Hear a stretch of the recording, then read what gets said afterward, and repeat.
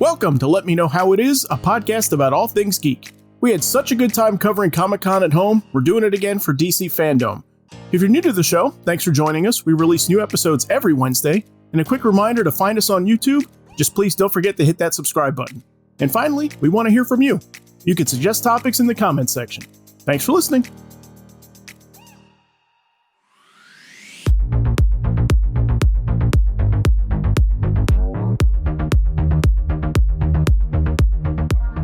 Hey everyone, I'm Zach Slater, and we are combing the internet for DC news from DC FanDome. With me is... I'm Frank Melman. I'm Tommy Smithereens. And I'm Clifton. So this is a similar format to our Comic-Con from home episode. We're searching the internet for news, announcements, trailers, panels. We're checking sites, sending stuff to each other we think is cool. We'll discuss, speculate, prejudge. These episodes are a little looser than the other ones we've done, so note you may hear some typing or mouse clicking in the background, just as a warning. So, anyone have anything good out there? Well, the mighty return of Milestone Comics is a good thing. Yes, absolutely. Awesome. Yeah, I couldn't believe what they announced it.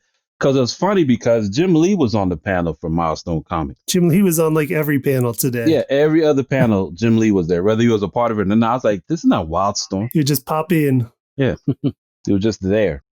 But his announcement came on the heels of them reminiscing about how Milestone got started, commemorating across the street from Image. Yeah. Apparently, when they first both set up shop. Down there at the same time. And they got into a little orgy story. At the same time. They were across the street from each other. So who all was on the panel? I didn't get a chance to see the panel, but I just heard the announcement. It was Dennis Cowan, Reginald Hudlin, right? Reggie Hudlin, Jim Lee. Okay, sure. Yeah. The fifth Beatle. Mark, I'm forgetting his last name. He's been around a while. Mark Bright? No. Who am I thinking? Of? I'll try to find it. Okay. Gotcha. So what's the story there? So it's is it going to be an imprint at DC again? Is it getting shuffled into the DCU? Do we know? Are they talking that stuff yet? Well, they were saying basically it was going to be digital comics for Static Shock. Yeah, right? and a host of other characters as well. Right. And then the fact that they're bringing back Icon and Rocket for the first time, because they did a Static Shock mini, and then there was a Milestone, like a 2-part miniseries that came out after that. And there really hasn't done anything. They haven't had anything out since then. There was a book that was hinted upon with Reginald Hudlin and Kyle Baker. Okay. Which was, cool. I want to say it was, it's either Icon or Rocket. I had to look it up. Okay. But that was the other good news about it was they didn't say everything, but they said there's a good portion of stuff that's Milestone related. They didn't say which series for sure, but a lot of it's going to be available for the first time in digital format. So you'll be able to download that stuff, as well as the fact that I think they're going to recollect again some of the earlier stuff for like Icon and Static and possibly Blood Syndicate or Hardware.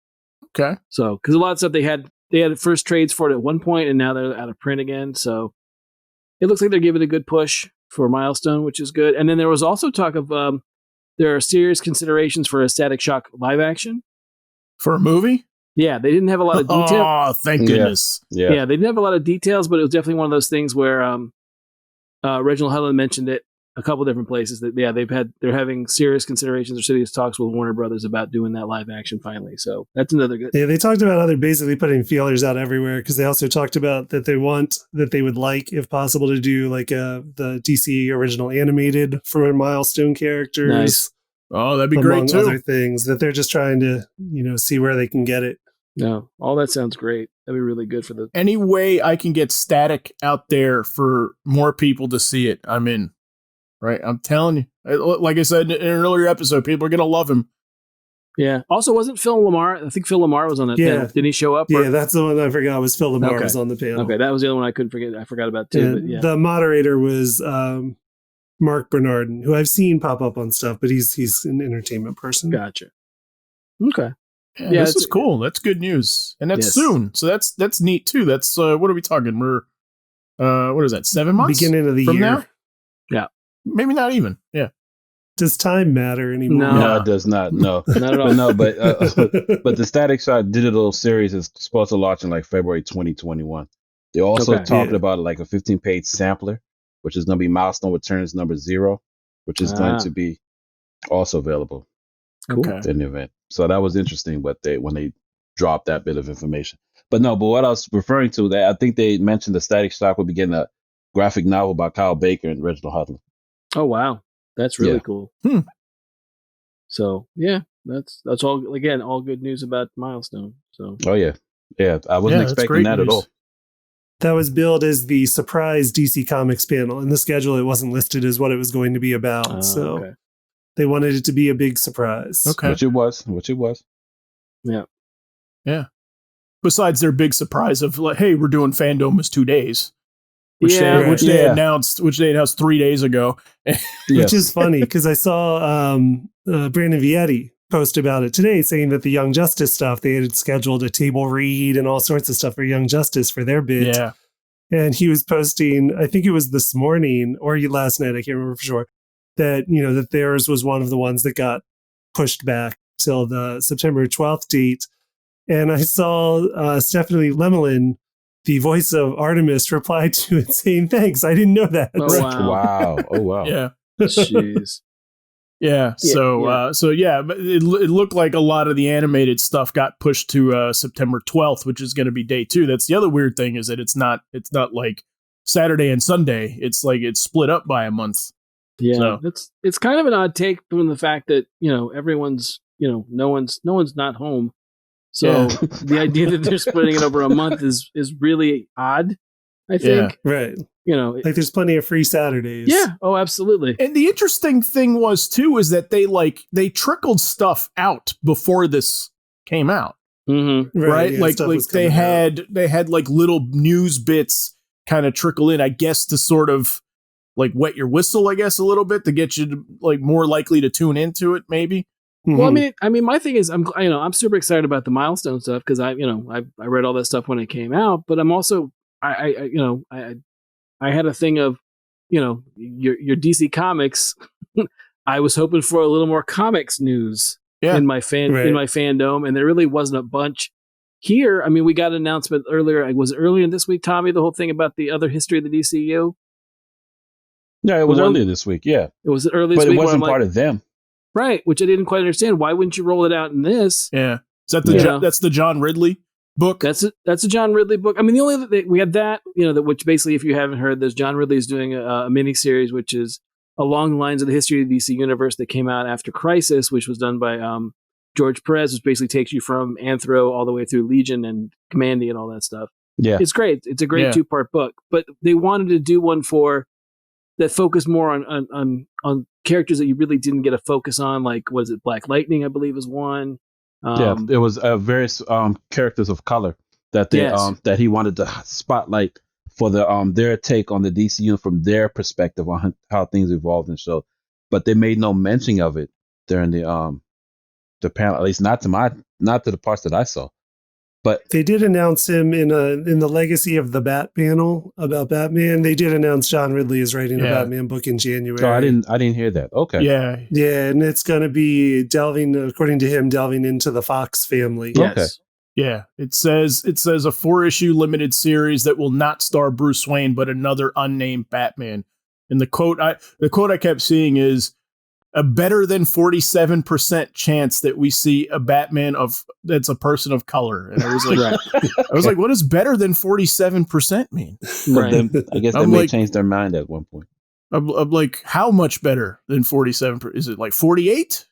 Or is it 100%, which is better than 47? Yeah. Well, yeah. So, the idea is that we're going to get Luke Fox's Batman, which was what was rumored before when there was the talk of, a while back of what the not 5G. Is it 5G? Whatever their generational books, something along those lines, where they were going to do their umpteenth Crisis, and reboot the universe again. There was talk of having Luke Fox's Batman, and then Cassie Sandsmark get bumped up to Wonder Woman, and we're going to have basically a different big 3. I think the third one was going to be John Kent, the current Superboy, as Superman, but that hasn't didn't come to fruition. So.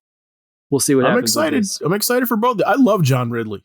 I love his stuff. I've never read his work in comic book form ever. I don't even know like what his comic book like track record is, I know him mostly from TV. So he was, for those that don't know, so he was the showrunner and creator of American Crime that was on ABC.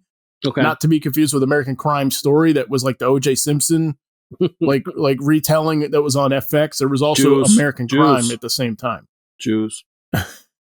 But yeah, and he also did some work on Justice League Unlimited. Okay. You know, he'd written on the Star-Crossed episodes and stuff like that. And he wrote U-Turn and 12 Years a Slave and Three Kings, stuff like that. So his work is awesome.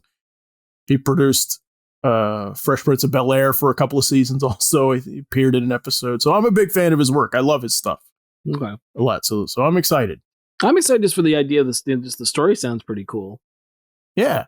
The idea that we're going to get, because again, we had, what was it? Luke Fox was Batwing for a moment, I think. Was that was he still is. Still is? Okay. He still is in the books. Okay. I couldn't remember if there was one or two of those, but. There was two, but he was the second one. He was the one that stuck. Okay. All right. Yeah. So that's what it is. Okay. All right. But yeah, I'm excited for the story. I think it's an interesting take. It's something we obviously haven't seen before, so could be very cool. So. Yeah, not a whole lot of comic news. You're right, Frank. Yeah, it's mostly movie and TV stuff, right? Well, and video games too. Oh yeah, yeah. They had the Legacy of the Bat panel for comics, and then the Milestone Surprise panel for comics, and that was pretty much, I think, the major extent of comic coverage. Yeah, yes. Which was oddly surprising and disappointing. Yeah, I was hoping for a lot more comics news, but I guess there's not. I don't know what. Maybe they're saving that for October 12th. We'll see. But I'm surprised they didn't even hit upon the Three Jokers, which is the permanent thing that they keep talking about, because they sprinkle that in everything. Well, sure. Yeah, they didn't talk about the Endless Winter thing that they dropped. No, however long that was, 2 weeks ago, 3 weeks ago, or something like that. Mm-hmm. Yeah. Well, that was at Comic-Con. That was at Comic-Con. That's where that one was. That's right. Yeah. Right. No, nothing about that. Nothing about Three Jokers. And then I guess they figured it's going to sell itself, but that Punchline character is already getting her own book. Yeah. Yeah. Yeah. So again, it's one of those things where I'm kind of, don't get me wrong. I understand there's a lot of property, a lot of cool stuff that they want to do, and some of it is and some of it's not. But I was personally, as a comic book fan and a fan of DC Comics, I was definitely hoping for more comic related news. Well, I get the feeling that this was their San Diego because it felt more San Diego-ish than San Diego did. Because in San Diego, it was nothing but comic book news. Like they didn't even mention, but they didn't mention their the movie projects, the TV projects, or the video game projects at all. Heck, we even got the minifigure from that usually being offered at San Diego Comic-Con. Yeah, San Diego now. Right. You're talking about the Lego minifigure, right? Yes, the Supergirl. Yes. The one that you can basically turn around and sell and make back your airfare for at San Diego. Yes, I've seen plenty of people do. Wow. But no, if we're talking, we're talking about other stuff. Like, I guess it's a good segue into what we're talking about with like trailers and stuff. So did anyone not to take over? Did anyone have a cool trailer that they liked? The cool trailer that I liked.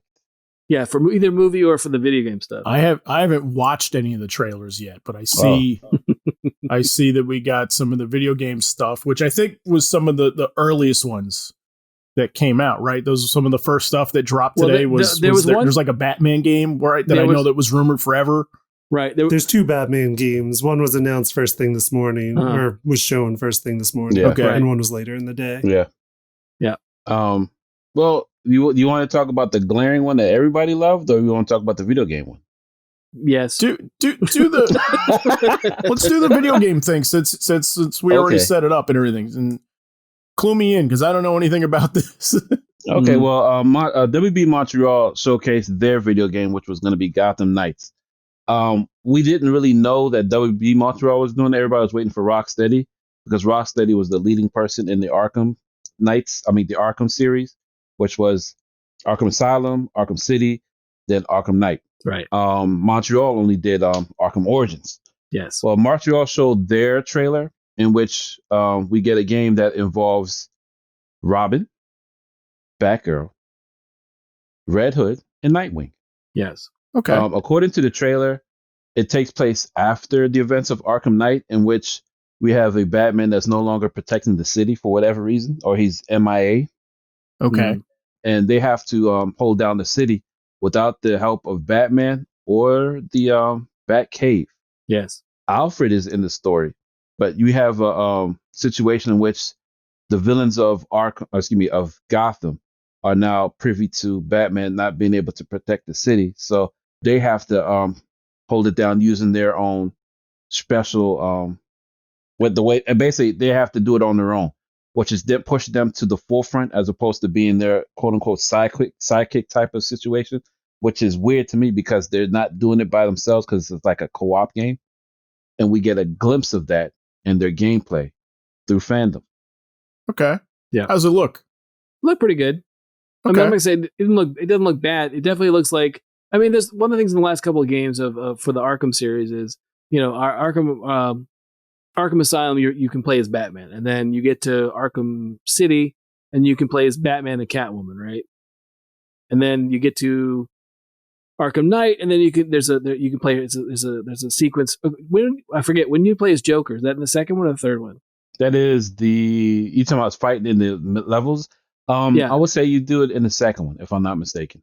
So you play as Joker. You can play a level or two as Joker or Catwoman. You can play them in like different spots in the game. And then in the third one, you can play as Batman. You can play as Red Hood. You can play as Nightwing, and there's also Batgirl. So it's one of those things where it's a natural progression to where you are for Gotham Knights. I'm not going to play it. Of course, I'm going to play it. It looks like I enjoyed Arkham Origins. I thought it was a fun game. There's some really, there's actually some really cool stuff in it. I thought from a standpoint of gameplay and stuff that we hadn't seen before. But it just seems like it's the next step for what they want to do. Okay. It sounds kind of ballsy to me that you're doing a Batman game without Batman, essentially. I just think that it's kind of cooler right at a time where, Batgirl, Nightwing, Robin, Red Hood is the selling point. Sure. Yeah. Oh, yeah. Well, that's another aspect. But two, also in the story, they show a post credit in which you see right Court of Owls being part of the story. Yeah. Which is the first time they've been included in the video game stuff, as far as I know. I think there was the Telltale one. Did that have that Court of Owls? That one I'm not sure because I never finished playing the Telltale one, but I know what you're speaking of. I think it dovetailed into it from what I read, but I can't confirm that. I'd have to look it up. But it's definitely the first time in the Arkham stuff, right? Oh, hell yeah. Okay. So, but the weird thing too is the people that made the game said it doesn't stop with Court of Owls. It's like the tip of the iceberg based upon what they're going to do with Gotham. So that's going to be interesting to see how deep a dive they go with the series. Okay. Do we want to watch a trailer? We can. If you want to watch the trailer, I can bring it up. Yeah. And I've seen it twice because they showed it like up 10 times after they initially showed it. They kept showing it between the panels. Yeah, I feel really? Yeah. Oh, so they're pushing it hard. Well, they just kept showing everything between the panels. Okay. Also, by the way, if you've not finished Arkham Knight, you might want to dip out for a minute. Yeah. And come back. Finish Arkham Knight as a game and then come back and watch this part because there's spoilers for Arkham Knight. Just saying. Okay. Cool. What is this teleportation crap? Well, I mean, I'll let Frank explain that one. I think it's actually one of the cooler things about it. I mean, it doesn't make sense watching it, but there's a point when you watch the gameplay trailer. I think it's like a 7-minute trailer, and they show you like a Mr. Freeze level. Apparently, Robin has found a way to hack into the Justice League teleportation, the teleporter. Okay, so like the Zeta tubes, Zeta beam stuff. Okay, and can use it for limited teleportation. Nothing like it's not like he's not Nightcrawler all of a sudden. It's just sort of like limited here to there kind of thing. So I think it's kind of a cool idea. I figured it must have been some kind of Justice League nod or something like that. But so yeah, I'm okay with it. But it kind of pulls him out of the power setting because it feels like 3 of them have tonfas, or what was it called? The weapons that Nightwing uses. So Batgirl's got like a baton. Yeah. Which is not something from the comics, but it is a little, it ties her to her police dad a little bit in some way. I didn't think about it like that. Yeah, it does.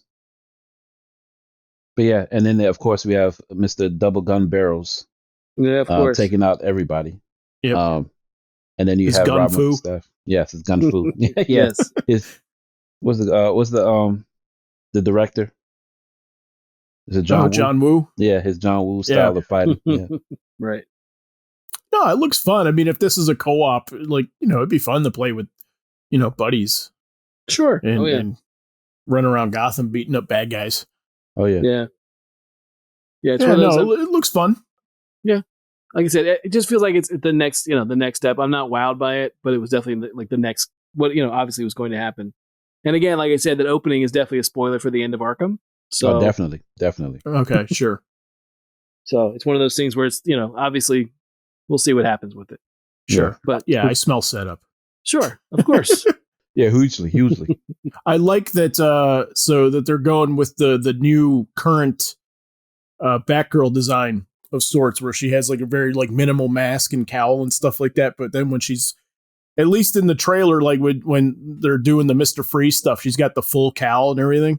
Right. Which I think is a Batman and Robin nod, because you remember when they suited up in the snow armor costumes in the movie, she had a cowl, at least when she's driving the motorcycle on the sheet of ice. Uh-huh. Yeah. Well, to me, I think it's they're blending it, making you think it's an earlier stage. To me, I think it's a late stage. One is Mr. Freeze, so he's always complicated. But I think at one point you're probably going to get upgrade armor, and that's the visual representation of it is. Because I'd hate to think that that's what she's rolling around the city in. It seemed very tank-like in their appearance, at least, a little, if nothing else, stifling. Right. I spoke with Clifton about it earlier, and I mean, he likes the designs. For me, it seemed clunky. In my opinion, it comes off there looking like Transformers. Not to hate on it, but it just seemed very metallic in nature, and I was a little bit off put on it. But I mean, it's a natural. I agree with Frank. It's a natural progression of what the series did earlier, so I get it. It was just weird to me to get a Batman game without Batman, but Batman is characters. Right. Yes. Yeah. So we'll see. Like I said, it's not, I'm not super excited for it. I'll have to see more of it, but right now, it's on the radar, so that's good. Yeah. Okay. So the feeling I get video game wise then, that this is the lesser of the two announcements. Yes. Oh, tremendously. Right. Okay. So. So what was the second one then that was announced today? Well, it's the one that all gamers were looking forward to, was what Rocksteady's next Batman or Arkham project would be. And of course, they announced that, I think 3 or 2 months ago, saying that it was Suicide Squad's going to be their next video game spotlight, which is the title's called Suicide Squad Killed the Justice League. Yes. Okay. And we were all hoping that there would be in-game graphics, which there wasn't. It was a long intro in which they did. And we see it comes in on the group as, Frank, correct me if I'm wrong, Harley Quinn, Deadshot, yes, Captain Boomerang, yes, beautiful, King Shark. Yeah. Okay. Is it just those 4 or missing somebody? No, that's it. Waller's voice is in it, but those are the 4 characters that are in the trailer. Yeah, they're talking to Waller, but it's weird. They're on the rooftop of a pizza shop. Is anyone voicing Waller? Like anyone of note, first of all? Like, I don't know. Anyone from the cartoon or the movies or anything? Well, they weren't. They didn't identify who the voice was, but it was very familiar. Okay. I would argue to say that it might have been. I know it wasn't Davis. There's no way Davis would have done video game work. Right, Viola Davis. Yeah. Yeah, but I've heard the voice before. I just can't identify. But what was interesting, that they were in a job in which they had to assassinate somebody, but they were killing what looked to be aliens. Yeah, it looked like it was some kind of alien or demon or something. And it was wanton violence. Like, all of them was just randomly shoot. Everyone had a gun or a hammer or just taking out people. There's alien blood all over the place. Yeah. But what was interesting to me was Boomerang. Yeah. Boomerang had it obviously was Digger, the original Boomerang, but he had his son's powers. Right. His son Owen, yeah. Yeah, Owen. And I don't know if you remember this, Zach, but Owen had flashlight powers, not full blown, but he could use speed, and that was clearly being demonstrated in that trailer. Okay. But what was even more interesting is, while discussing amongst themselves what the next target would be, a helicopter crashes, and right before the helicopter blows up, Superman saves the person in the helicopter, and of course they're conversing amongst themselves and like, "Oh, Superman!" They're in awe and stuff. But what's interesting was, as Superman comes and holds, and you see him holding the person he saved, he incinerates that person. Yes. With his eyes, or at least with his heat vision, like total cinders, not melt, just combust into straight dust. Right. And then they realize, at least the majority of them realize, understanding who their next target would be, is Superman. So at the end of this trailer, which hopefully that you can watch in soon, you see an evil Superman that the Suicide Squad takes down. So it changes the whole dynamic of what they're trying to do. Interesting. Yeah, it changes everything that I thought initially. I was not expecting that to be part of the story. I figured that this was just the game to be where we're going to be the bad guys and we're going to essentially be like on the other side and we're going to have to like go up against the Justice League as, you know, the bad guy for this story essentially. But like really though, they're the good guys. And I figured that the setup would have been, well, we can't get anything done if these guys are out there doing like stopping us from doing things. Like we got to get rid of Superman. I know. But the fact that he's, you know, evil or mind controlled or whatever the deal is. Right. The setup in what they show, it appeared to be that Brainiac has invaded Metropolis. Yeah, the Brainiac ship the big skullhead ship is crash landed into the city or something. Okay. And I assume they're fighting Brainiac minions, and that maybe the entire Justice League has been mind controlled by Brainiac. That's all supposition on my part. Yeah. Speculation. Okay. They do state that it's all in Metropolis. Based upon the game designers and what they discussed of the game takes place in Metropolis, in which they say Metropolis is that fifth or sixth part person that they have to deal with. So I guess I'm assuming we're going to get all of Metropolis's landmarks and hopefully its citizens involved in the gameplay as well. But really, it's a multiplayer game in which you can't play it as one person. But while you're doing the missions or going down the street or whatever you're doing, you're going to get 4 members of the Suicide Squad that you can pick between in order to do the allotted tasks, in which the other 3 that you don't control will be helping you do that thing. Whether it's Deadshot shooting somebody. And it was weird because Deadshot's on a jetpack. Yeah, that was kind of odd. Yeah. And on top of that, he can do a fuel dump in which he can incinerate people. Yeah, there was. I mean, I get it. I mean, you want to have a variety of stuff that you can do. But like at one point, you had King Shark is tearing into people, but he's also got machine guns. Yes, he was shooting people up. So it was kind of like maybe it's just for the trailer, just to give you the level of violence idea that it is or whatever. But it was one of those things where it was one of those. It didn't really make a lot of sense. It did not. And I was hoping to go with a deeper dive. It's obviously that this game came across during the first Suicide Squad movie because we have a black Deadshot or an African American version of Deadshot, but he looked stocked. Like he was like 10 years in the pen Deadshot. I mean, he was solid. Yeah. He's not Will. It's not Will. Not at all. Not at all. So, I mean, it's a lot of fun. The trailer's a lot of fun. It's a cool idea. I, for one, was hoping it was just going to be, the Justice League's in the way of what, Waller or Waller's successor wants us to do. So therefore we have to confront the Justice League. I wasn't looking forward to really having a mind controlled anything. Yeah. So we'll see. It might just be for the one part. And that's the thing. But, I'm not about to take a dump on Rocksteady for making video games. They usually make pretty good games. So this one I'm very excited for. I'm definitely going to pick this one up. So this one's going to be a while though, right? This one says 2022. Oh yeah. Yeah. So we got to wait 2 more years before we see it, in addition to the 4 years that we're waiting on it. And probably another system. So yeah, it's next gen. It's definitely next gen. Yeah. I mean, it's a good looking trailer. I mean, I don't know if that's the actual trailer for that's within the game or a sequence within the game or not or what, but it's a good looking trailer. So they spent money on it for sure. So yeah, cool. My only gripe is I wish they did in-house graphics. So we're about to do another trailer or another showing of it when it debuts. Yeah. Well, I noticed though, so we don't have any magic characters as the lineup, so that's good, right? So there's not the quick Superman out story there. No. Right? So there's no Enchantress or anything like that. So that's kind of cool. I like that they thought about that. King Shark surprises me though. I mean, this guy's becoming like a squad mainstay in the last couple of years, it looks like. Yeah, pretty popular character. Yeah. First appeared in there was a shark character that was sort of an evolved shark that was more like humanoid in Green Lantern. That's where he first appears, and then King Shark first appears in Superboy. Looks like it's the Carl Kessel run, but where it's basically where it's right after Reign of the Supermen, all that good stuff. Yeah. When he gets his own book, finally, that's where that character first appears. When Superboy is based out of, I believe, Hawaii. Yeah. Oh, yeah. That's right. So, yeah, I remember that. Yeah, your early '90s Superboy. It's a fun run. It's good. Wearing a leather jacket on the beach. Absolutely. Yep. No other way to do it. So with an earring that must have had that, which the kryptonite must have been involved in order to make that happen at some point. Of course. Oh, I'm sure. Yeah. Well, no, he's part human, so or heat vision in a mirror. Yeah, there you go.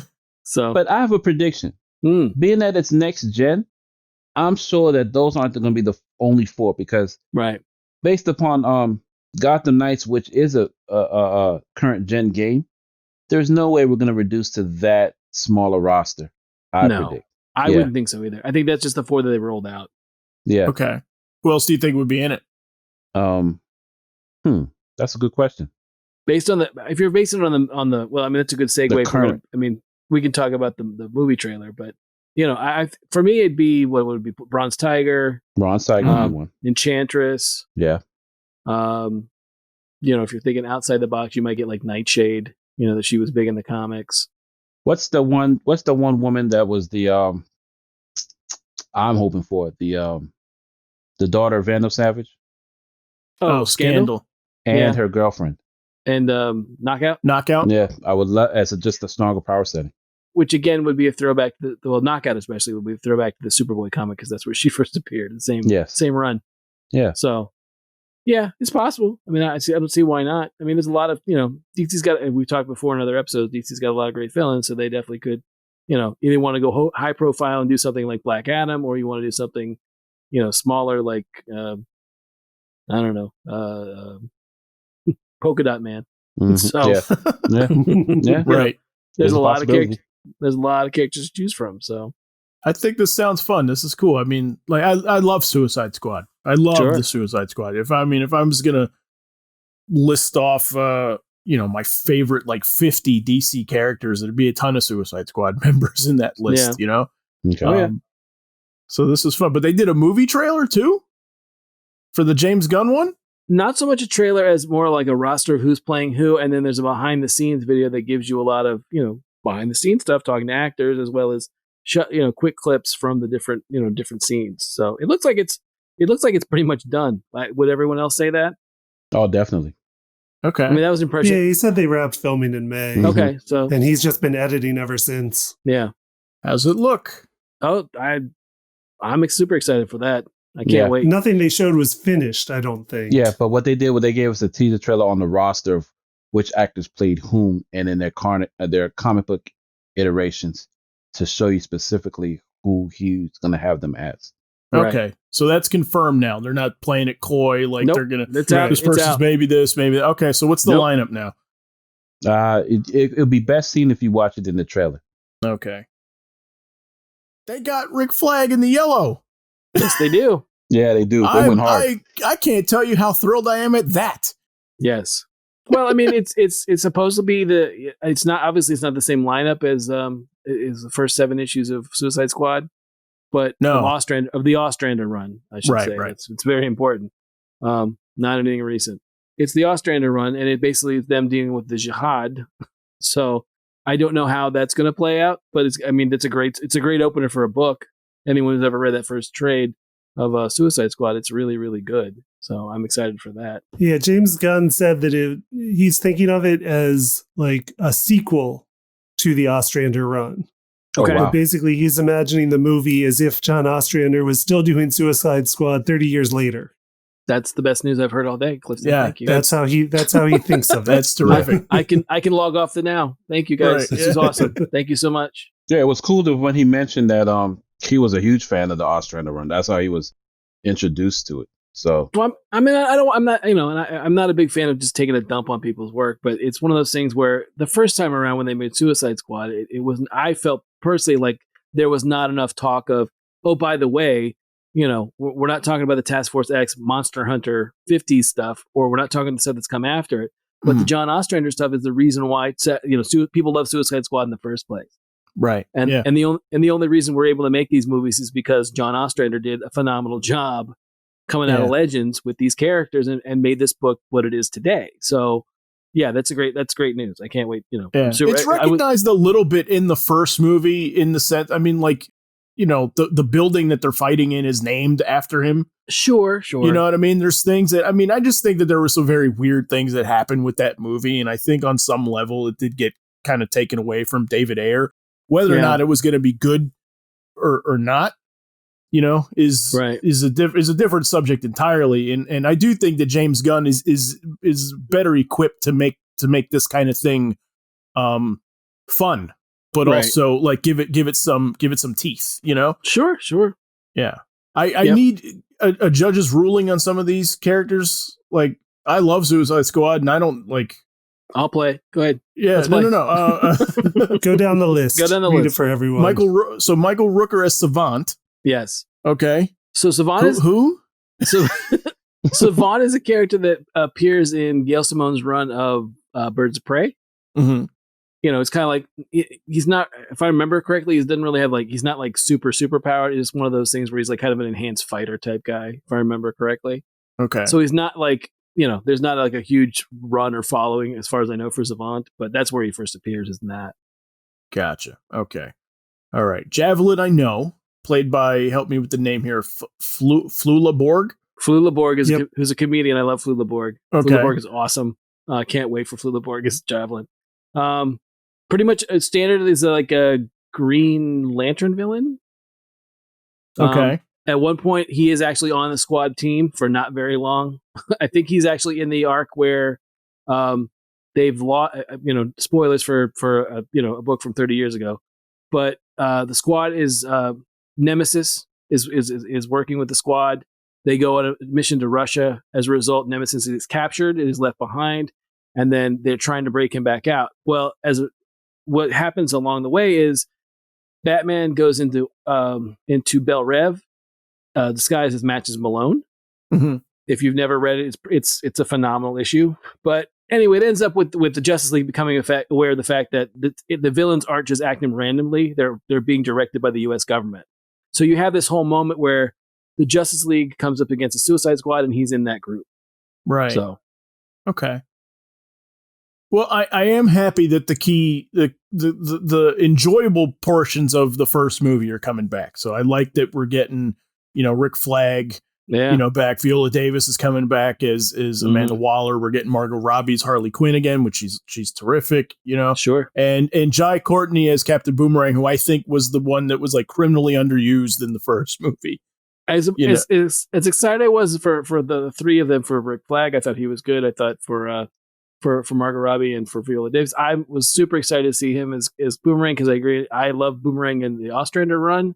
I like Boomerang as a member of the Rogues Gallery for Flash, and I agree with you. I think as a character, I think there's so much you could do with him, and I think hopefully James Gunn will. So if I'm going down my list of like essential Suicide Squad members, right? Sure. And we'll say, Waller's a freebie and stuff like that, right? Deadshot's my first one, always, right? But very quick, Boomerang's my number 2. Yeah, of course. I put Boomerang over Harley and everything, and Harley in the squad, works pretty well depending on who's doing it. But yeah, it was just one of those things. I'm like, you got Boomerang in here and you're not doing anything with him. Yeah, there's not a whole lot. I mean, in Ostrander's run, Ostrander does a really fun. Again, I'm not. I like other writers, but I love Ostrander's run on Suicide Squad. I'll talk about that all day. But he does such a good job with fleshing out all the characters. But Digger, Harkness, Boomerang is really well done in that too. So. Yeah. Okay, so let's go to Idris Elba then, who's playing Bloodsport. So was this even a name that people had in mind for in the theories and the speculation and everything? Because everybody thought Bronze Tiger. Sure. No, I think that there was some talk of Bloodsport. I think I remember hearing that at one point was kind of like an off chance that he was playing Bloodsport. Bloodsport really is a character that appears in Byrne's run of Superman. It's like fairly within the first 10 or 12. And he's a guy that's a veteran that can basically teleport any weapon into his hand, basically, is his deal. Okay. So, at a moment's notice, he can basically grab, any kind of, gun or blaster or, whatever. So he's and then he ends up. I think he ends up dying early on, and then he's replaced by another guy that can basically do about the same thing. So again, not a huge character. There's not there's no blood sport. There's no action figure for him. Nothing like that. So a lot of trigger fingers on this team. So a lot of shooters. We're seen as Peacemaker also. Yeah, it's interesting to see because I like seeing it in when he's done when he's doing roles. Obviously, I couldn't speak to him as a wrestler, but I like him when he's great. But I like him as a personality. I think he's a good personality. I think he's a really interesting choice for Peacemaker because at one point, like in the behind the scenes thing, he was like, look, I'm the basic way to spell it out is I'm a douchey Captain America. Yeah, that's perfect. And then Gunn describes him, which is in his bio. If you go to like the DC website about characters, it's like his bio is basically, this is a guy that's so devoted to peace, he'll kill as many people as he has to in order to maintain it. Right. Yeah. And the other thing about the character, if they're going, I don't know if they're going with the one, because Peacemaker was in Suicide Squad for a little bit, the Ostrander stuff. I don't know if they're going to go like part of the character for a while, because there's another Peacemaker that was introduced in the Jaime Reyes Blue Beetle stuff, but I don't think they're going with that one. I think they're going with the original one, the one that they got from Charlton after Crisis. But part of his deal is like he had a really abusive like Nazi father. Like his dad was really super abusive to him, and he's kind of like in the back of his head, like he almost not really hallucinates, but he hears his father like taunting him basically while he's doing all this stuff. So it's kind of a, I don't know how much James Gunn's going to play around with that. But as soon as I saw that they were going with the classic costume, the Charlton one and the one that he wore when he was starting out at DC, I'm really interested to see how far they're going to take that. Yeah, that's the thing that's really struck me about the trailer too. I mean, it's a still picture, but like the comic accuracy of the costumes, is really cool. That jumped out to me, as well as the idea that most of the stuff, with all the sepia tone that we saw in the Snyder Cut trailer today, we'll maybe talk about that later. Maybe. Everything looks like it's been, whitewashed through A1 sauce. It doesn't really, it doesn't really. I mean, when you see the actual sets in the behind the scenes bit, and then all the colors and the bright colors too, its primary comic book colors it's striking to see the difference from most of the stuff that DC has done. Okay. So again, so far everything I've seen for the Suicide, I keep got to remember to call it the Suicide Squad. Yeah. I say the Suicide Squad. I don't know why. But the other thing is, like, there's a poster out for it that came out later on today, and the description they give in again behind the scenes trailer was it's a 70s war movie with the Suicide Squad in it. Yeah, my sense is that Gunn was like, when he got hired to do it, the first thing he did was, go to his archive and get the Ostrander run and then watch Dirty Dozen.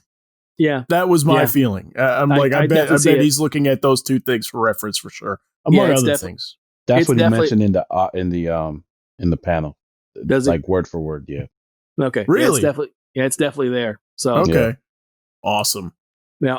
Awesome. And just one note on Peacemaker. I think most people know a reference point that's who Comedian from Watchmen was based on. Yeah. That's where he was extrapolated from. Yeah. He's the archetype for that kind of character, for loosely based. The Comedian is loosely based on him. So some interesting choices here though too. I gotta say, Polka Dot Man, Ratcatcher. That's a fun choice. Yeah, but they gender swapped that one. So that was one that I thought was kind of an interesting choice because Ratcatcher. They kept reiterating Ratcatcher 2 in the panel. Right. Okay, yeah. so she's a legacy character. Yes, right. Yes. But Mongal looks really cool. Yeah, we're gonna get Mongol's daughter. That's pretty cool. Yeah, I can't wait for this. Yeah. How much fun is it to be excited for a DC movie? Can I just say, yeah, I think Weasel's a cool choice too. I think Weasel's sort of like going to be one of those characters that people are going to kind of be unassuming about. Oh, it's a goofy weasel looking guy Weasel's a character from Fury of Firestorm, when Firestorm gets his own series. Okay. And it's just one of those feral characters that will just rip you to shreds. So it's going to be, right. I think they're underplaying it as he's going to be kind of goofy and unassuming, and then he's just going to turn and tear somebody apart. I want to know who's playing King Shark. That's it. Yeah, it's the other thing. We get King Shark again. So we know who does the onset reference for King Shark. Is it his brother? No, that's Weasel. Right. Okay. Yeah, his brother's doing Weasel. His brother's so Weasel, his onset reference for King Shark is one of his best friends, Steve Agee, who's a very funny comedic actor. Yeah, if Steve Agee doesn't do the voice, I hope they get Ron Funches, because Ron Funches is phenomenal. In you know who's not on this list? Isn't Taika Waititi in this movie too? He is. He was listed in the credits, but they didn't say, as far as I know, they didn't say in the panel. I don't know if in the panel I haven't had a chance to see it yet, but yeah, based upon the characters shown in that teaser trailer, they don't show him as a person of the Suicide Squad, but it doesn't mean he's not in the movie. Yeah, he's listed in the credit. Like he's listed when they list all the names, they basically put all the names down. He one of them, but I don't think they mentioned yet who he's playing. So, but it's interesting that you say is excited for a DC movie. Did you see what they ended the FanDome with? I did not. We'll get to that. We'll get to it because we still got to talk about. We still haven't talked about Wonder Woman yet. Yeah, exactly. Oh no, that's a good point. Hey, that's right. Yeah, there's still like 4 more movies before that. Yeah. The Wonder Woman panel was what they initiated the whole. Well, yeah, they started it off with, and they showed us another trailer, even showing more details as what the movie's about, which I thought was a bit unnecessary, but it sort of gives us a better understanding of what's going to transpire in the movie, even more so than before. Okay. Yeah, and they show us, and then we get to see finally what Cheetah looks like. Kristen Wiig. Yeah. Okay. Yeah. I can't wait for Kristen Wiig as Cheetah. I really cannot. I think she's going to be so awesome. Yeah, they played that card, which I was kind of like, I thought they might play it a little more close to the vest since they, there's not really a date for it to come out. Is there a date? No, they didn't advertise a date, but for Wonder Woman? Isn't it supposed to be later this year? I skipped over. Right. It might be November now, right? Oh, is it? I think that's still its technical date. Okay. But I understand why they revealed how she looks is because the toys revealed that in spades. All the stuff, the merch that dropped, because the movie is supposed to be out by now, it spoiled the reveal. So as long as you go to any toy department in any store, you would have seen how she looks as Cheetah. Right. But they show they show a fight scene between the two. That's for sure in the trailer. Oh yeah. It was interesting design. Mm-hmm. To say the least. Yes. So this is the first thing that they dropped. This is what kicked off everything? Yes, virtually, yes. Awesome. Very cool. Very cool. And also, I guess the thing that's most immediately coming out, too. Give or take. We'll see. We'll see what happens. But yeah. Okay. Hopefully it doesn't get pushed off to a later date and people are able to see it in the way that they want to present it. But, no one knows what the future holds, so to speak. Is there any more bearing as to what the story is going to be?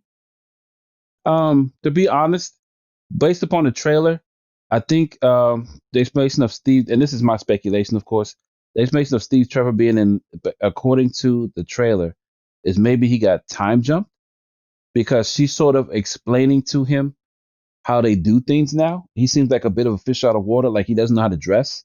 So my understanding to that effect would be that the explosion didn't kill him; it just shunted him through time, and it shows that she didn't age. While of course he can. So when she comes to see him again, and it's not like he doesn't know her or says, "Who are you?" It's more like I've been here, I'm doing this, and this is who I am now, so to speak. Well, I mean, there's also a bit where was it Pascal who plays Max Lord? Says something about I can give everyone that basically like I can give you all your heart's desire, or I can give you all what you wanted, or blah blah blah blah. And it's like it almost seems as if it's I don't even know if it's. My thing is they're playing Maxwell Lord like Dr. Psycho, and I don't quite understand why. Like Max Lord's not really that's not his thing. Like his thing isn't basically to create. It almost seems as if what they're doing is creating an illusion for everyone, right? Yeah. Whether it somehow is manifest as reality, which again, not his deal. Got it. So I would, my thing off right at the bat is I would rather it have been, Maxwell Lord is fine, but I don't need to see his end with Wonder Woman. I mean, it's fine enough that it happens in the books, but I don't need to see that on screen. It's a little too General Zod, Man of Steel for me. And second, it's just one of those things where, it's I don't know. I don't really. Again, I don't understand why the character is being used. I don't really know why they're going with what they're going with, if that's what they're doing. But there's definitely like a reference to it, and that's part of the reference of like getting your heart's desire is when she sees Steve alive. I don't know again if it's one of the things where he's there or he's not really there with her, which again is a weird place to put the movie in. Mm-hmm. So, which is coming out October 2nd, okay, 2020. That's the date. That's the date as of now. Okay, I mean it's the bits with. I mean, Chris Pine is great. Is it Chris Pine, right? Yeah. Chris Pine is awesome. I mean, I think he's great as Steve Trevor. I think he does a really good job as sort of being the fish out of water, kind of goofy, kind of cool, goofy, cool sidekick for her. So, I mean, I'm not, it's one of those things where it gives us more, more of what we'd seen before and then builds on that. And then I still don't understand how she's riding lightning. Right. That to me is, an odd bit, but, All right. Okay. Yeah. I mean, so what I like about the Wonder Woman movie from the trailer is like, I like how bright it is. There's a lot of daytime stuff, which I think is cool. Sure. I'm just super excited for Cheetah. I think this is to me, this is the best trailer that they put out for this movie. This is the one that really has got me like, okay, I can't wait for this now, Right. Whereas all the other ones, I'm like, what's going on? Why is Steve Trevor there? Right. Like, but no, I think, this looks good. And I agree with you, Frank, too. Like Chris Pine is really good as playing like the comic relief a little bit. Like, being, I don't want to say dumb, but the character that, that doesn't understand. Right. The naif. They're doing a reverse bit of what they did in the first movie, where it was him introducing her to his world and taking her shopping and getting her to dress the part. So it's a flip on that. Yeah. Right. No, it's cool. It looks like it's a very well shot movie too. It looks like. So yeah, I'm in. I didn't get a whole lot of Max Lord in this though. So what were you what did you grab onto, Frank, in this? There's like I said, there's a voiceover bit where he's talking about, I'm going to give you your heart's desire. And then it's kind of the thing where he's sitting there with Kristen Wiig talking about, and she's talking about how she's basically, it's a kind of it almost seems like a single white female bit of like, everything's been handed to you and now I want what you've got kind of a deal. I guess, and it looks like Maxwell Lord is somehow going to enable Cheetah to become beyond. She said she's got the line about I want to be an apex predator. Yeah. It seems like that's what she's shooting for, and somehow Maxwell Lord is the enabler for her to do that. So I'm kind of I don't know how that works with what Maxwell Lord's all about. There's something in the way it looks, like that scene where they're in the helicopter together. Mm-hmm. It feels very X-Men #1 when like Senator Kelly's in the helicopter with like Mystique. Sure. I don't know why. It just No, you're right. It does. I agree with you there. Absolutely, it does. Yeah. But no, I'm in for whenever it comes out. We'll see. To me, I think it's also too is in the first few trailers they were hiding Kristen Wiig's whole demeanor. Mm-hmm. Now they shifted that that air of mysterious characterization to Pedro Pascal, in which you don't know how deep it goes. Now you clearly know that Cheetah's the antagonist, but what's Pascal's role in this? Is he more than what he is for what we know to be? Of course, comic book people would understand, especially with the characterization of who he's playing and how deep it's going to run. Right. Yeah, this trailer seemed to be a little bit more motivated to shed some light, whereas I think all the other versions of teasers and trailers for this movie like seemed almost like intentionally trying to keep stuff vague and to keep you confused and making you like, what's this about? What's that about? Right. Yeah. No, very cool. Very, very cool. And refresh my memory, the gold armor is something from Kingdom Come? I believe that's the first place it appears. Let me check and see if I can find that real fast. But it's one of those in the ads for it with the misdirection for Kingdom Come. If you've never read Kingdom Come, it's by Mark Waid and Alex Ross. It's all about kind of a dystopian future where all the characters we know, Superman, Batman, Wonder Woman, have either had offspring or there's kids that are just sort of acting out, and nobody's really being heroic anymore. And then the older generation has to come back. but I'm pretty sure that's where that armor comes from. But I can find out quick.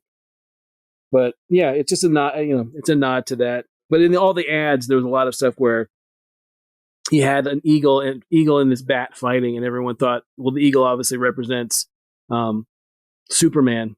It's supposed to be Superman versus Batman, and instead it was more of a Wonder Woman Batman thing. Right. I think it's Kingdom Come number 3 when the big battle starts between the two factions. Okay. It's an interesting pull. It's a cool visual. Yeah.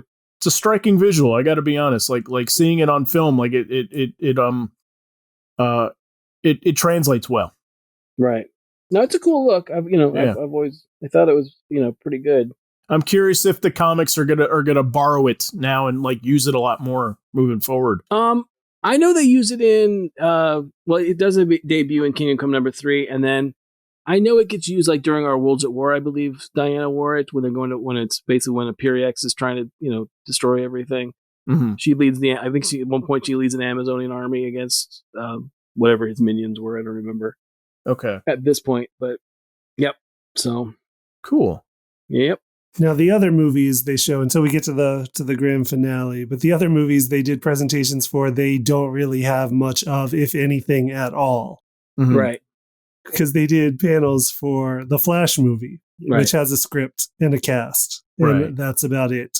And they did was Ben Black Affleck Adam. on that? That was like the last thing I had heard regarding that is that Ben Affleck may be also playing Batman in the Flash movie. Right. I mean, which would be just reprising his Justice League role since it's the Flash from the Justice League movies. Right.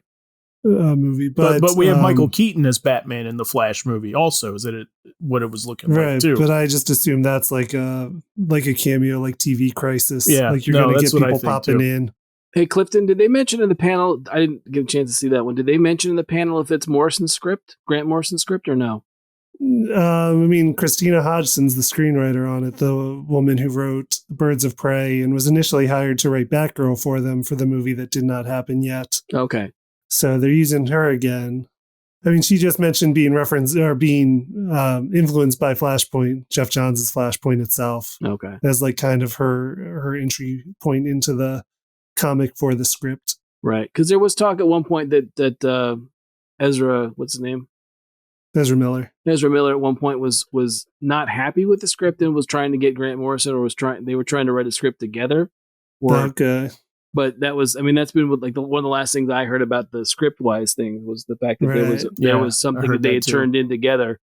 Yeah, I'm not sure when Christina Hodgson came on because I had not heard about her being on it actually until I saw stuff for this. And like, I know her a little, like I follow her career a little bit. I knew she wrote Birds of Prey. Mm-hmm. So she might have been a late addition to the. Did she write Bumblebee also? Yes, she did write Bumblebee as well. Okay.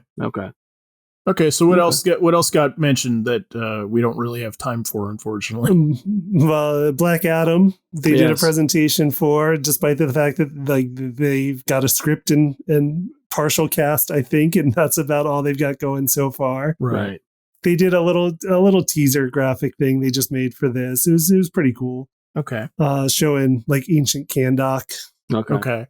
And but the big announcements that came from that is we knew Atom Smasher is in this, and then he's actually going to be one of the like young guard of the JSA that is going to appear in the movie, and they announced 3 other JSA members that will appear in the movie. Yep. And those 3 are Hawkman, Dr. Fate, and Cyclone as another young hero joining up with the JSA. That sounds awesome. I can't wait to see Dr. Fate and a Hawkman on the big screen. Yeah. Yep.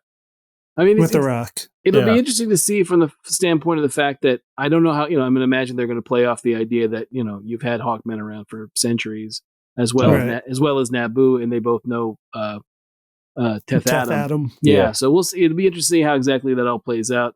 And actually, Clifton, you had another announcement for another movie, right? There's another movie that you're missing? Oh, yeah. And then Shazam 2. Yes.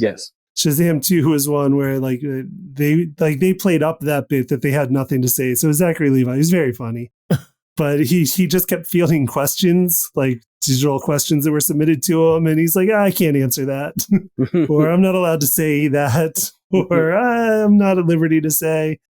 But what we did get out of that was a title. We do have a title now for Shazam 2, which is The Fury of the Gods. Right. Very cool. Okay. And that one, they implied there's going to be a DC cameo again, but wouldn't say specifically like there was in the first one. And they implied it's going to be multiple villains, but wouldn't say specifically if that's the case. Wow. All right. So the only like real glimpse we get of Superman in this whole thing is he's frying somebody. Yes. Interesting. Good job, FanDome. All right.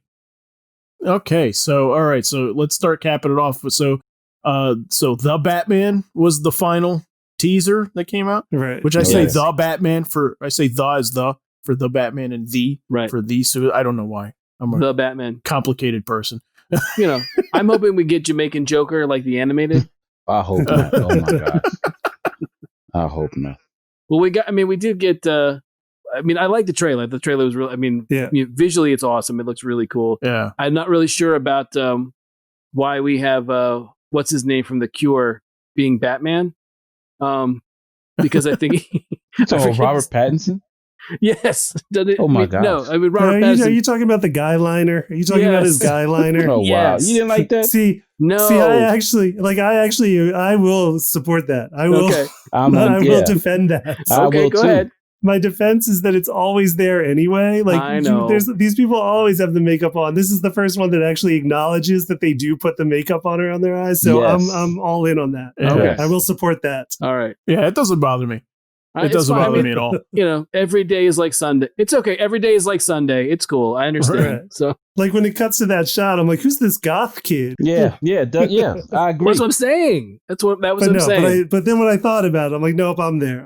It works. And plus, you see it in his hair that he's disheveled. It's just more of a striking aesthetic. I feel like it's him a different take. Out. I'm not. Again, I'm not. But right. You know, it's one of those things where, as much as I enjoyed the behind the scenes thing about Suicide Squad and then the roll call, I thought that was really great.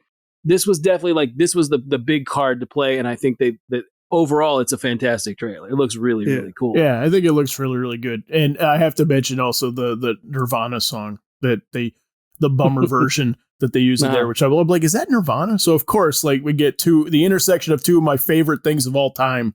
Batman, my favorite superhero, and Nirvana, my favorite band of all time. Like, and eyeliner.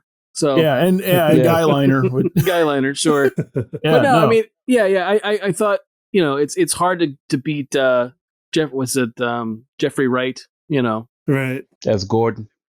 Gordon. I'm super excited for that. I love that guy. I think he's a phenomenal actor. Yeah. You know. Zoe Kravitz for me. I think she's gonna kill it. Oh my god. I think she's gonna be so awesome. Yeah. But to me, I have to say this: not the best suit. No, that they I'm portray, with you. But, yeah, I'm not digging the suit. But really, I was waiting to see it in motion, and you know, we'll still wait to see the movie. But we do get it in motion in a phenomenal punching scene in which oh my god, that beatdown. I know. If anything, you understand the mobility of the suit. Right. Jeez. Yeah. I've never seen him beat down a criminal so mercilessly. Yeah, he's not wearing hockey pants for sure. Not even remotely. Like it's not. Even though this one looks the most like he's wearing hockey pants in it. Well, I mean, my thing is, it's one of those things where, and I think it's from Detective 1000. It's the Kevin Smith story where they basically talk about the fact that, and this is a rumor. I don't know if this is for sure, if this is in the movie, but there was talk early on of, you know, with the metal bat that he has on his chest, that it's actually the gun that killed his parents, melted down and put into the bat, right? Or the plate that basically protects his chest. And again, it's one of those things where it's you know, it's a little on the nose for me. You know. Yeah. I personally prefer the year 2 version where he takes it and puts in the foundation of the Wayne penthouse building. You know. I'm willing to accept any sort of, you know, movie trickery, movie reason to get them into like a sleeker, more comic accurate suit and just saying that this thing is still bulletproof even though it's this thin. Right. You know what I mean? I don't need the super like video game armored up Batman like that. Like I've never liked that visual. Sure. But during the panel, Matt Reeves went into discussion about the suit and the time frame. He definitely confirms that it's year 2 Batman. in which the rumors are high based upon the character, but the city is still unaware of his exploits and have a high air of fear and distrust about him. That's one. And like he's a bit of a myth still going on. And two, we discussed the suit. The suit has a lot of wear and tear on it. Like he's gone around to show that you're gonna see visual gashes in it, in which he's still getting used to what he's doing and how he's being approached in that regard. So I'm sure Zach will like it, because I think some of your best stories of him involved him in year 2, and I think the lean is towards that. If you look at the trailer, and it's a fun time to play in for sure. With the character, I agree. Where he's basically fighting mob bosses and creating super villains basically at the same time. You also get an excuse for him to get beat up a little bit more, to not be right. He's still a little green, hasn't figured this out, hasn't figured that out. Right. You know, it can be a little easier to extract drama from it. Also, I think with also, like you were saying, you get to play with mob bosses, right, and regular crooks, but you also get like powered and you know the freaks, you know, the actual rogues coming up too. And he also goes into detail of describing he wants to really show the detective skills of Batman, and you get the feeling that he tries to pull a lot of what he witnessed in Chinatown, based upon the how he's wanted to show his storytelling of how there's a larger component of the crime that's involved in Gotham, and how his plans played a role in that. Yeah. I would just point out, we're getting back and talking about the Batman, the Arkham games. One of the cool things about that is the idea that, you know, over time you do get to see the suit that you're wearing, you know, take on nicks and cut, and like, you know, there's nicks and like your cape gets nicked up. And I think it might be a nod to that too. That's kind of a cool idea. I like that. Yeah, other things that Matt Reeves referenced is inspiration. Like Tommy said, Chinatown. He also mentioned French Connection and Taxi Driver. And a lot of he was referencing specifically what he called the 70s street grounded stories. And then a comic influence that I found interesting, where he was talking about that this is still a point in Batman where he's confronting his duality. He's examining who he is as Bruce Wayne, who he is as Batman, what this thing is he's creating, and referenced specifically that he was struck by Darwin Cook's ego. Yes. He mentioned that. Wow. He mentioned that specifically in the interesting. pen. The quote he said was basically, I wanted to get in the mindset of the character and I wanted to think of the psychology. For me, I think one of the cool deep dives ones was Darwin's ego. He's confronting the beast that is Batman, and it's that kind of duality. There's a lot in what it's trying to do in the story about him confronting the shadow side of himself and the degree to which you have self-knowledge. So that's a cool, I mean, that, again, you know, so far that sounds like a really, you know, a really cool thing. And then he goes on to say, you're able to understand your motivations, but he's a broken Batman and why he's doing all these things for the reasons he thinks is right, and then have a heroic sort of grounding in them. There are also many things that are driven by the parts of himself he doesn't yet know. And so I would say that kind of sort of psychological union, that sort of version is very much connected to the vision from Darwin Cook's ego.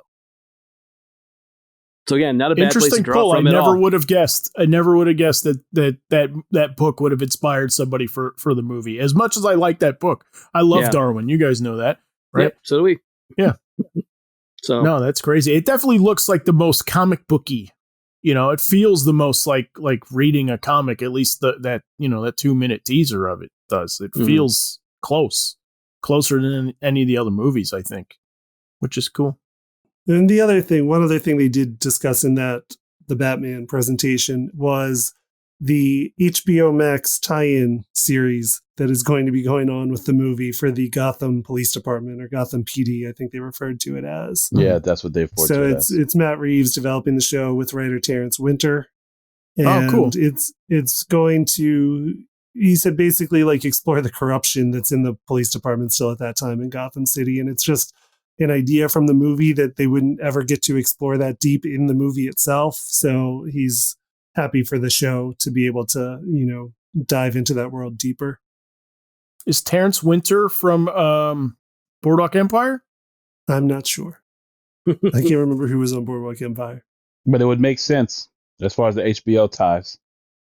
But no, I was, if anything else, they did also say that he only filmed a fourth of the movie in production. Yeah, 25% of the movie was filmed. We got that whole trailer from 25% of footage for the movie. Yeah, that's crazy. Yeah. Okay. Yeah. Sopranos, Boardwalk Empire, and Vinyl. Okay. Yeah. But yeah, can't wait to see the other 75%. Yeah.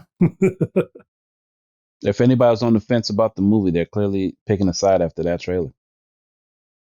No, looks cool. I like the Batmobile too. So, all right. So tell us in the comments, how was your DC FanDome experience? You can find links and examples to everything we talk about on letmeknowhowitis.com. Don't forget, we take topic suggestions. If you have something you'd like us to discuss, tell us in the comments. Also, you can subscribe to us on YouTube. It'll help the channel to grow. Don't forget to like us on Facebook at facebook.com/letmeknowhowitis and follow us on Twitter at our show's initials, LMKHII. Thanks for listening, and we will see you next time.